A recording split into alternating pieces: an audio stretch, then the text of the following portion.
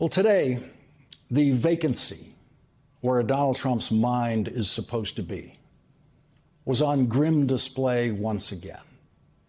And this is an important day to consider the workings of Donald Trump's mind, because this is the day that he and Marco Rubio are celebrating starving children to death in the middle of a famine in Africa.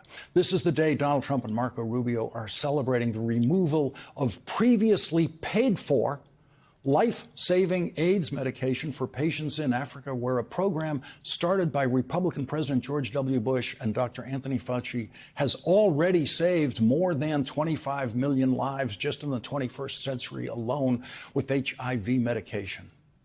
And we have been delivering that medication for 25 years as a gift, because we have the gift and we can afford to give it, because we are the richest country in the world.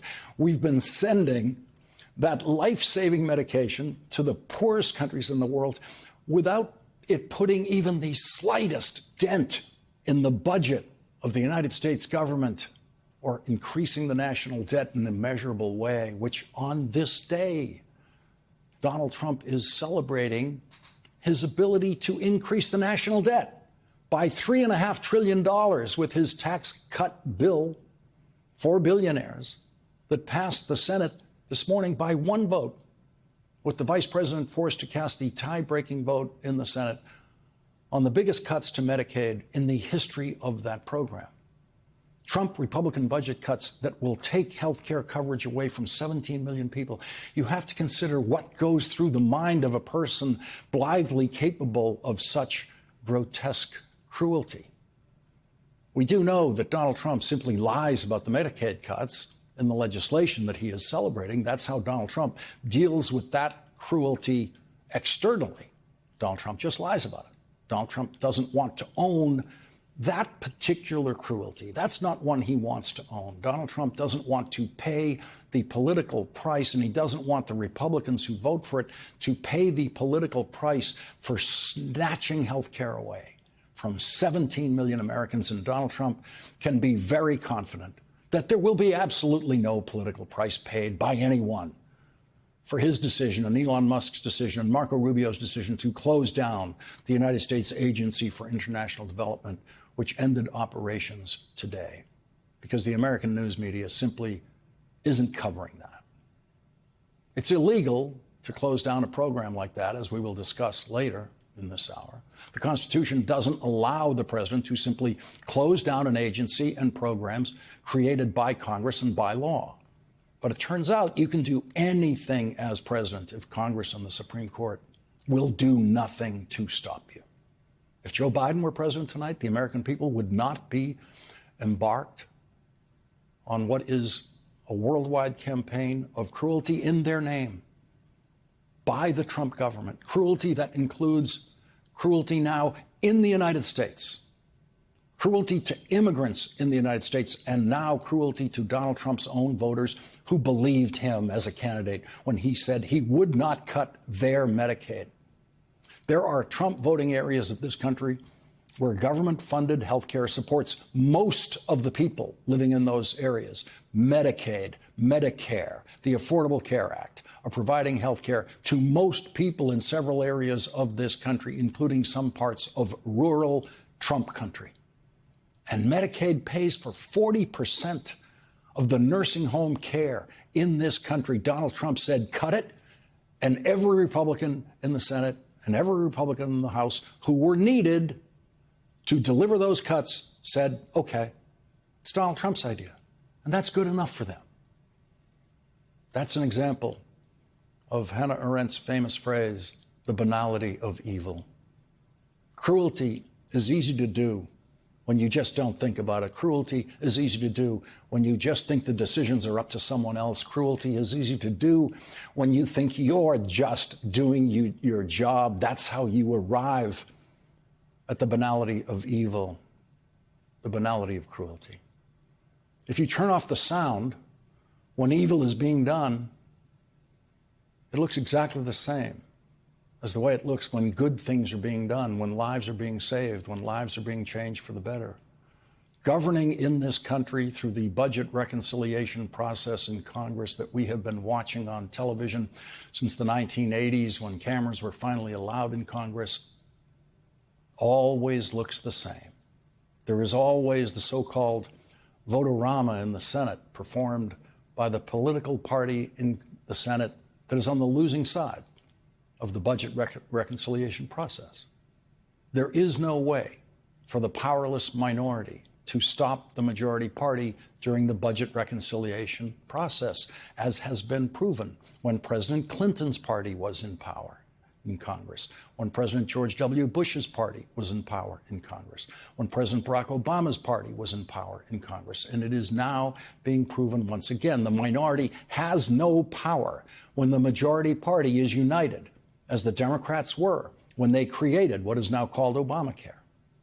Republicans opposed Obamacare in the same way the Democrats are now opposing the Republicans snatching health care away from people. And it looks the same.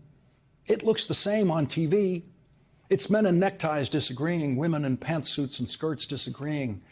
It is the banality of Congress at work. And what you're always left wondering during these difficult-to-watch spectacles is why don't they care?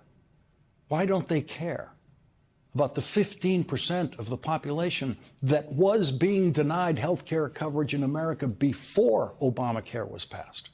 Republicans argued in every way they could about what they found wrong with the Affordable Care Act as legislation, and it was reasonable to share some of those concerns, but they never once explained why they didn't care.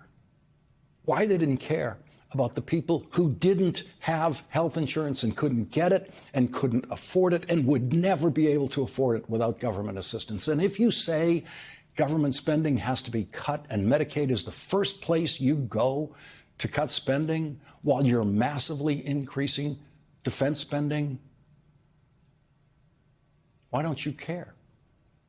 Why don't they ever tell us why they don't care? Mitch McConnell told us. Mitch McConnell was quoted as telling his Republican colleagues in a private Senate lunch, they'll get over it. Meaning Mitch McConnell's Kentucky constituents, the poor ones, and the constituents of every Republican senator would get over them taking their health care away. I knew Mitch McConnell when I was working in the Senate, and he was voting against Bill Clinton's health care reform bill, which died on the Senate floor because of the opposition of Mitch McConnell and every Republican. And Mitch McConnell never said then why he doesn't care. The American news media, for the most part, doesn't care at all about today being the official shutdown of USAID. Most of the American news media has not covered Elon Musk's great accomplishment in government in any detail at all. Elon Musk, with Donald Trump's approval, shutting down USAID for the first time in American history. We have, at many points in our history, since 1847, sent famine relief supplies around the world. And we have never once told those ships to turn around. Until this year, we have never once said that the surplus food supply that the United States produces every year, much more food than the United States could ever consume or sell, must never be given to the people who need that food or they will die. We've never said that before. That's what the United States of America did this year. But the big news story of today is that Donald Trump and Elon Musk are fighting again. The same two deranged rich guys who decided that people should starve to death is not a story, but because they are fighting again, the fight is a story. And that's where the American news media is going to go. That's where they're going to go tonight. Bill Gates, who has done everything he can, beginning back when he was the richest person in the world, to try to use his wealth for good around the world, especially in Africa, sees Elon Musk now as, quote, the world's richest man killing the world's poorest children. What is the basis of this devotion to Donald Trump by elected Republicans in Congress? Who is this person who has taken complete control of those elected Republicans? How does he do it? How brilliant must he be to simply take over the entire Republican Party and convince virtually all of the congressional Republicans, House and Senate, to do it his way all the time. It's not the nobility of Donald Trump's character. That's the kind of quality Nelson Mandela had as a leader, and no Republican would claim that Donald Trump has any of that. If it is the power of his thinking, then Donald Trump is smarter than every Republican he deals with. But what if there's actually nothing there? What if Donald Trump's mind is empty and dysfunctional? What does that make the Republicans who agree with him and vote for everything he wants? How craven does that make them? How deeply in violation of their oaths to defend and protect the Constitution of the United States are they all? Think about the emptiness of the minds of the Republican senators and Republican members of the House of Representatives when you listen and watch the utter emptiness of Donald Trump when he is asked today about his new theater of cruelty in Florida, the place that Republicans gleefully call Alligator Alcatraz. Watch this stunning exhibition of the emptiness and total dysfunction of Donald Trump's mind that is worse than anything ever seen in the mind of any president of any country. It was a simple question. It was the last question. It was the typical gift from a Fox reporter to bring Donald Trump back from his ramblings about groceries and other incomprehensible points that he was making, and giving Donald Trump the gift of one more chance to talk about his newest exhibition of cruelty for which the Republican Party is now selling merchandise. Alligator Alcatraz T-shirts. Fox gave Donald Trump another chance to sell more Alligator Alcatraz T-shirts. Just exactly what he went to Florida to do, exactly why he was there.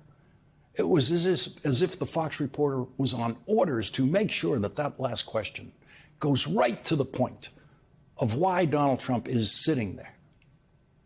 Now watch what Donald Trump does with that incredible gift from Fox, what he does with that chance. Watch what he does with the question that he wanted to get, a simple question. How long will these temporary structures thrown on a runway be here? How long will the detainees be here? Simple. Couldn't be simpler. Watch Donald Trump's repeated inability to understand that simple question. How about one more question? Okay, please, in the back. Dana Marie McNichol, Fox News Channel. Mr. President, is there an expected time frame that detainees will spend here, days, weeks, months? And does that have anything to do with the immigration judges you just spoke about being trained and staffed here? When you say, what was the first part of your question? Is there a specific time frame you expect the detainees to spend here? Days, weeks, months? In Florida? Yes, here at Alligator Alcatraz. I'm going to spend a lot. Look, this is my home state. I love it. I love your government. I love all the people around. These are all friends of mine. They know them very well. I mean, I'm not surprised that they do so well. They're great people. Ron has been a friend of mine for a long time. I feel very comfortable in the state. I'll spend a lot of time here. That's right. Donald Trump thought the question was, how much time are you going to spend in Florida? That's what a lot of 79-year-old guys get when they move to Florida. How much time are you going to spend in Florida? But the question was, is there an expected time frame that detainees will spend here? Days, weeks, months? The answer, the rest of the answer, gets even worse. I stopped it there to spare you hearing the actual sound of the banality of Donald Trump's creeping dementia and his cruelty. I'm going to read to you what he actually said. Here is what he continued to say in the wrong answer to that question. How long will the detainees be here? He said, I'll spend a lot of time here. I want to, for 4 years, I've got to be in Washington. I'm okay with it because I love the White House. I even fixed up the little Oval Office. I made it. It's like a diamond. It's beautiful. It's so beautiful. It wasn't maintained properly, I will tell you that. But even when it wasn't, it was still the Oval Office. So it meant a lot. But I'll spend as much time as I can here. My vacation is generally here because it's convenient. I live in Palm Beach. It's my home, and I have a very nice little place, nice little cottage to stay at, right? But we have a lot of fun, and I'm a big contributor to Florida. Pay a lot of tax. Let me just pause here for a second to note that the state of Florida has 0 state income tax, unlike the state of New York, which he left. So no, he doesn't pay a lot of tax in Florida. Donald Trump kept talking. I'm a big contributor to Florida. I pay a lot of tax. And a lot of people moved from New York. And I don't know what New York is going to do. A lot of people moved to Florida from New York, and it was for a lot of reasons. But one of them was taxes. The taxes are so high in New York. They're leaving. I don't know what New York is going to do about that, because some of the biggest, wealthiest people and some of the people that pay the most taxes of any people anywhere in the world, for that matter, they're moving to Florida and other places. So we're going to have to help some of these states out, I think. But thank you very much. I'll be here as much as I can. Very nice question.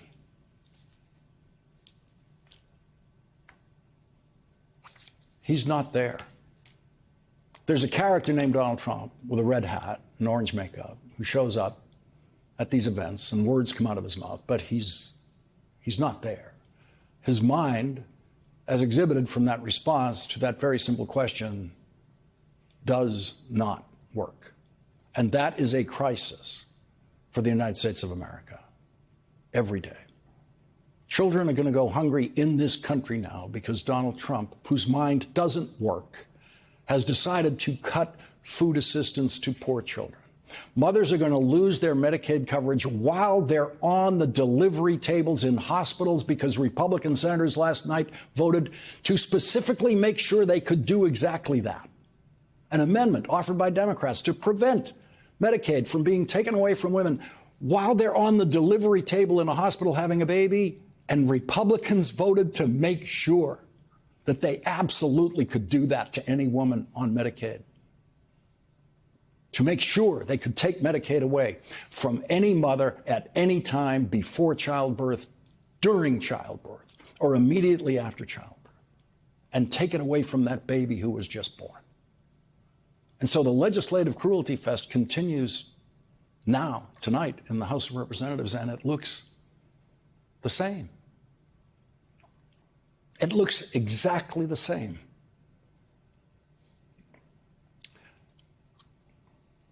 As it looks when Congress is doing something good. And because it looks the same, many Americans will never see through the banality of cruelty that is on display in the House of Representatives tonight, and that is what you're feeling. We are living with the banality of cruelty, and we are feeling it. That is the pain.